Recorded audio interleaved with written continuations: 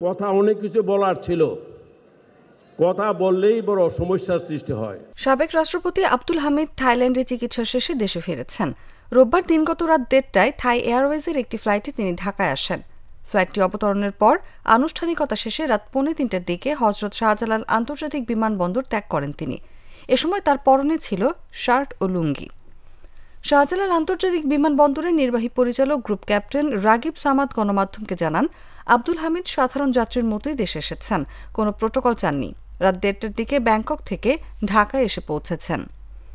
গত 8ই মে দিনগত রাত 3টার দিকে থাই এয়ারওয়েজের একটি ফ্লাইটে ব্যাংককের উদ্দেশ্যে ঢাকা ছাড়েন আব্দুল হামিদ। এ সময় তার সঙ্গে ছোট ছেলে রিয়াদ আহমেদ তুষার ও শ্যালক ড আনম নৌশাদ খান যান। পরে বিষয়টি জানাজানি হলে দেশের রাজনৈতিক অঙ্গনে একের পর এক ঘটনা ঘটে।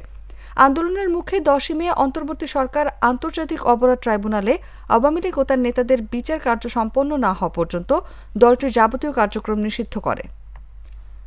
আব্দুল হামিদ 2013 সালের 24শে এপ্রিল প্রথম দফায় দেশের 20তম রাষ্ট্রপতি, 2018 সালের 24শে এপ্রিল দ্বিতীয়বারের মতো 21তম রাষ্ট্রপতি হিসেবে শপথ গ্রহণ করেন।